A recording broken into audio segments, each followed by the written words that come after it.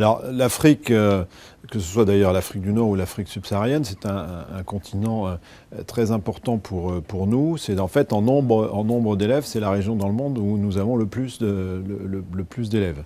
Avec beaucoup d'établissements de nature différente, de taille différente, avec des histoires différentes. Certains sont installés depuis plusieurs décennies avec des effectifs très importants. Il y a des écoles plus récentes et des statuts différents aussi, des écoles qui appartiennent entièrement à l'agence, qu'on appelle les établissements en gestion directe, et puis d'autres qui sont gérés par des associations de parents d'élèves, en coordination, en concertation avec l'agence.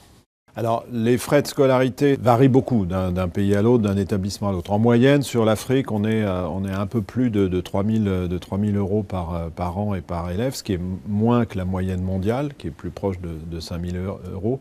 Mais ça recoupe des réalités différentes parce qu'évidemment, la situation dans les pays d'Afrique n'est pas la même, le niveau de vie, et donc en fonction de ça, évidemment, ce qui est nécessaire pour les établissements. Mais il y a un point important qu'il faut souligner, c'est que bien sûr, en Afrique comme dans les autres continents, pour ce qui concerne les élèves français, nous avons le système des bourses scolaires qui permet d'aider les familles qui en ont besoin sur un plan financier de faire face aux frais de scolarité, les bourses pouvant aller jusqu'à 100% des frais de scolarité.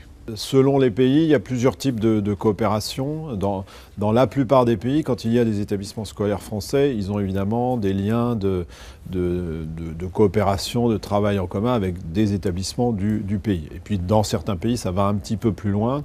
Je parlerai du Gabon, par exemple, où il y a des accords entre la France et le Gabon, et des écoles qui sont à programme français, mais menées dans le cadre du système éducatif gabonais.